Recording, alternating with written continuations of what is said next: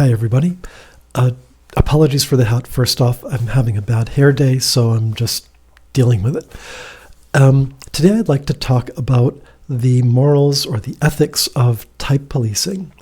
To define what I'm talking about here, type policing can be more broadly thought of as in any context an interaction where somebody is publicly calling somebody out for being a mistype. I'm not looking at that specifically. Rather, I'm just going to limit today's discussion to the frame of public videos posted on YouTube by people who review other people's content, generally MBTI related content, and then have some sort of a judgment call as to whether or not that other person is the type that they claim they are. So this is all about the out in the open public figures reviewing other public figures and then making judgment calls, typically without the typee's knowledge or prior knowledge, and almost always without their express consent. So I want to talk through kind of the potential for harms, the counters to those harms, and then finally the ways to do type policing in the most ethical manner. There are three people that I'm aware of, or three parties that do or did type policing on a consistent basis and have got a sizable body of work behind that. One is talking with famous people that used to do type policing and then took a break maybe a year or so ago and then has recently come back to it. The second is more obscure, a fellow by the name of Coach Ricioppo Parra, who was doing type police videos up until sometime late last year and has, at least for the time being, discontinued the practice. And the third is perhaps the most obscure, a fellow by the name of Ashadeep TV, who was doing typing videos and I'd say for the past month or two has been mostly inactive. Each one of them has taken a fundamentally different approach to it, but it just is a way of saying there's different ways of looking at this, different approaches, and different perspectives. What I'm looking to do here, my intent, is to put together a framework to kind of frame up what are the pros and cons, the counters, the potentials for harm, the goods that these things do, and what I believe would be considered appropriate or inappropriate.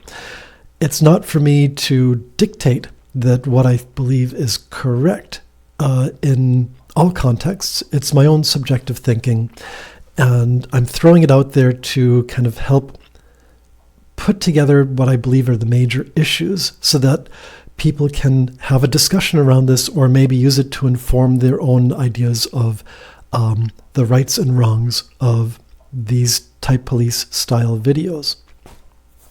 So if you disagree with me, absolutely. I would rather have this be points of reflection for yourself. So when I put out my own point of view, I'm not exclusively right.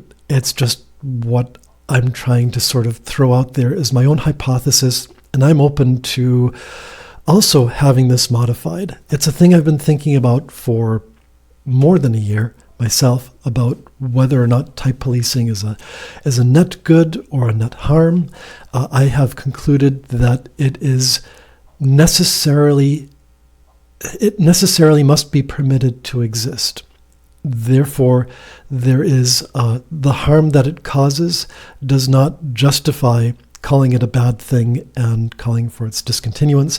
I think that it needs to be out there as part of the typological community, whether people like that or not. It's necessary. If you want to stop the video after this, the simple and short NI explanation is just that it's public figures typing public figures, and the needs of no one being exempt from critique outweigh the needs of potential harm. That's really what the whole discussion boils down to. But there's a lot of moving parts underneath that. Two moving parts that I will not be discussing further here, although they could be entirely their own discussion points and arguments. The first is about the value of calling out mistypes because they're potentially spreading misinformation. If someone's an ENFP and they're talking about what it's like to be an INTJ, and their content is not accurate to type, there is a discussion there about the value of putting a stop to that or calling it out, calling it into question. I am giving that 0 value for the nature of this discussion. But it is an entire separate argument about the value of correctness and of stopping incorrect content from being put out there. The other thing I give 0 value is the idea of all publicity being good publicity. There are people that may not want to have their name out there and propelled into the public eye in this way. So even if it's folks who are looking to say that Type Police is a promotional platform and therefore is a net good for people, I also ascribe 0 value. There can be a whole discussion and debate around that. I find these less interesting than talking about the ethics and morality of type policing. So with that framework, let's get started. So let's focus first on the harms, potentially, of type policing. First, it's usually unsolicited, almost always unsolicited. Therefore, it violates somebody's personal autonomy over choosing their own sense of being, deciding who they are and what they are. It can be hurtful to be called out as something different than one identifies as. It can make one feel as being exposed as a fraud. It can feel, especially for a public figure, that it's potentially a blow to their reputation. There are negative emotions that can come along with being type policed when the result is not in line with one's own identity. The next thing is that type policing may embolden some third parties who are trying to stir the pot, that might be disrespectful or spiteful. They might be gatekeepers that want someone not to be the type that they identify with. So they go around and cause trouble, and for instance, by lots of harassment and comments following, and the type policing might be a catalyst that brings them to that point. Lijo has experienced this in the past. She identifies as an INFJ, and there are folks that believe she's a different personality type and have on occasion given her lots of grief repeatedly, which is, I believe, unmerited. The next potential harm is that these type polices may be incorrect because there are differences in frame. That is, the broader scope of personality theory starts with Jungian personality theory, and then MBTI is sort of the tabula rasa that a lot of folks use. But underneath that are a whole bunch of little subsystems and different works, some of which some people adhere to and others that they ignore. So you may have different authors that have different takes, like John Beebe. There's the invention of the Grant typology stack. For MBTI side, Beebe does shadow work in an 8-function stack that's implied. But then you have kind of in the active areas, things like objective personality system. Somebody may use socionics heavily. They may rely on voltology, but they're using MBTI as, again, kind of the common 4-letter dichotomy that people understand and can identify with. Well, if you have a type that uses one approach and a type E that uses a completely different approach, that's how you end up with, like, Eric Thor, for example, who self-identifies as an INFJ, being called out as being an ENTP. They're using different systems, different frames of reference, and therefore come to different conclusions. Finally, there's, actually not finally, the next piece is that the type-ers have different methods of evaluation. Those that use thinking will use an approach that's basically, here's the things I observe, I'll explain what I'm observing and why I believe that this means XYZ. Therefore, my observations come to these conclusions, and I believe that someone is either typed correctly or potentially a mistype. There are those type police episodes that use exclusively either intuition or feelings. It's really hard to distinguish between the two because there's no explanation forthcoming. It's, I believe this person is an ESFJ, and that's it. There's no recourse. It's just that person says, well, I'm an INTJ or I'm an INFJ. I have magical NI and I just know. And, there's no recourse to it. There's no discussion to be had. And the thing being that who's to say that the type-er is actually that personality type and not really, let's say an ISFP. That's just going off of their FI and their gut feel and deciding that they like that person, so they're a type that they like. They don't like a person, so they're going to claim that there's something that that person wouldn't like. So there are these issues, both of the practice and of the frame of reference into which someone comes in. And then finally, there is a knock-on harm that's not just to the person themselves and them feeling hurt, but actually to a community good, which is if people who are publishing are called out and they feel hurt to the point that they stop publishing content because they feel called out, for instance. That we can, again, debate whether their content was good or bad. That's sort of beside the point for the point that I'm making here, which is if somebody's making content, that takes effort. If they're putting that much effort into personality videos, in my book, that's a net add to the overall amount of content that we have. Correctness is very important to people. To me, it's more that the community is enriched by having more content in it. Even if there's content that's poor quality, there's still a net harm that's done if somebody is so hurt by a type police video that they simply walk away from the community and stop doing what they're doing. So these are the harms. Next, we'll go into some of the counters and what I believe is value, or at least the importance of permission and for people to take that role to conduct type policing.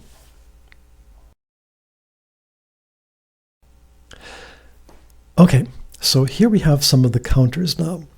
The first being that society in all, modern society, values truth over kindness. I count myself as an exception to that rule, but must recognize that this is the preference of the great majority of people out there.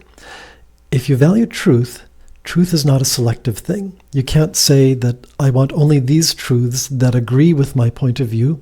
I don't want to hear these other truths that potentially contradict my own beliefs.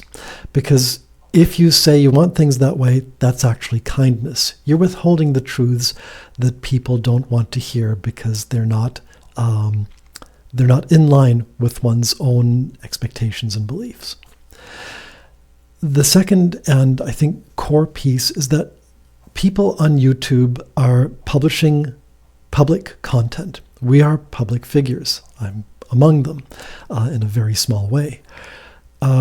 Even though we're all public figures writ small, there is still this recognition that once we put content out there, it is available to the community to interpret. And that means that includes people who will then provide feedback from the community. And I believe that would include fair use of clips and reviews and commentary. So muzzling that would cause great harm. To say we will only discuss the things that we are permitted to discuss by others would be a serious blow to the openness of what the MBTI community and the greater internet community, the YouTube community, should be all about.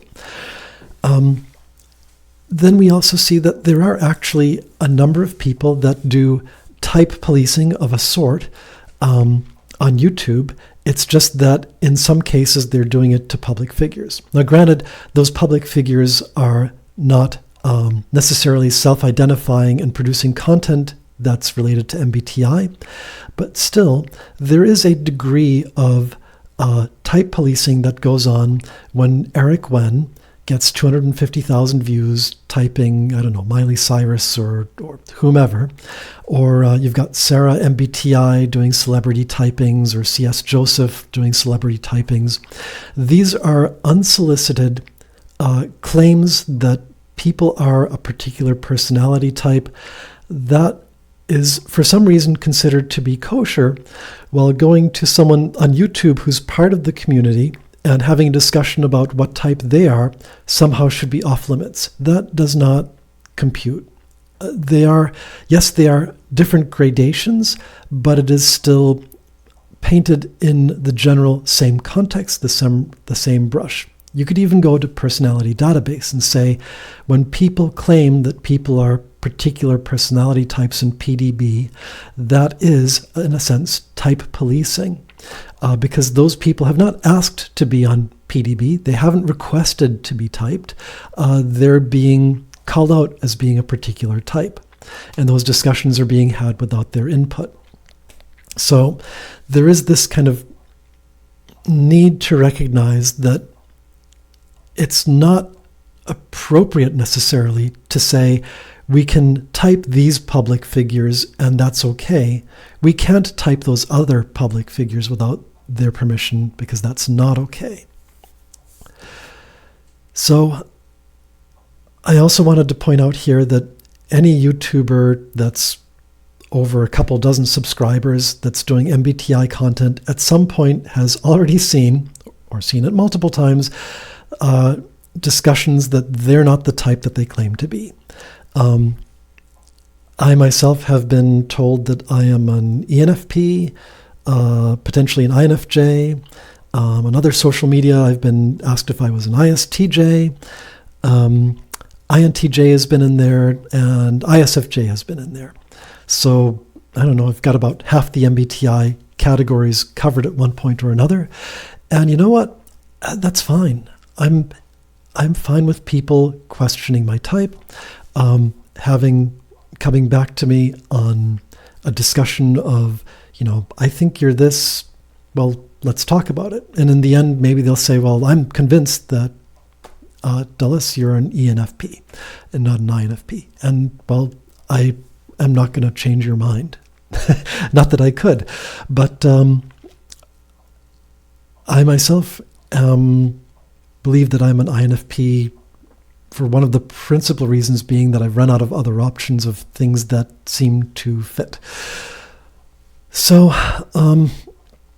YouTubers already get that sort of discussion and questioning of type. So having type police do it in a larger, broader, more public context, that is, again, a matter of degree. And I do want to add again, thanks for all of you who have questioned my type and gone into discussions with me, because I think it's actually pretty cool to be able to have those discussions and then talk about functions and say, okay, is this actually NI rather than NE? Are we seeing, an FE DOM or FE tool use here? And so you can kind of talk through interpretations of personality theory and see, does this actually hold water? And how do we compare? So anyway, that's the summary of things that I believe kind of fall into the public necessary category of type policing. Next, I'll go into the ethics.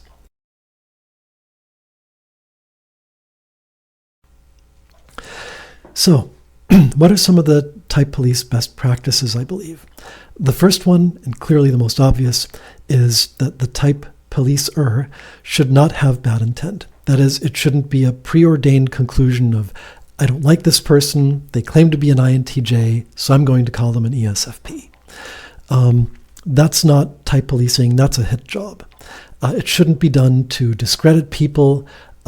People should not be belittled or ridiculed unless there are very cogent reasons for it.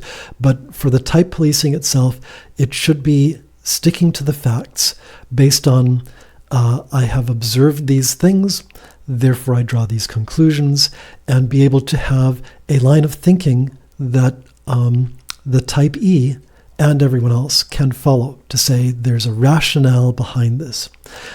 I firmly believe and would make the case that it's inappropriate for someone to type purely based on NI or FI. Say, well, I use magic woo-woo intuition, therefore I know this person's an ESFJ, even though they say they're an ENTP. Or that they go by gut feel. Oh, I like that person, so they must be an INTJ. Oh, I don't like that person, they're an ISFJ.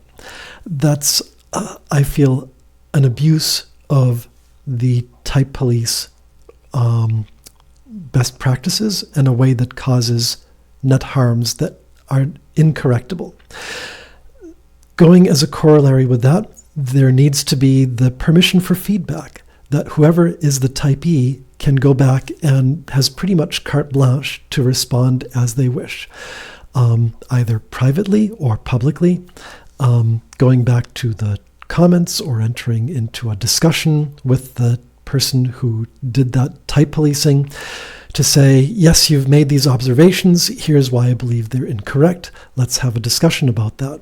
Or barring a discussion on the thinking plane to make an appeal on the feelings plane and say, this is hurtful to me, could we have a discussion about this because I feel as if I'm being harmed by this and that I'm being treated unfairly. But at any rate, it should open the door to a discussion between the type and the type E, and that door should be open to allow for kind of a further, an ongoing, let's say, investigation or an ongoing correspondence so that there's a fair conclusion if someone feels like they've been harmed or treated unfairly.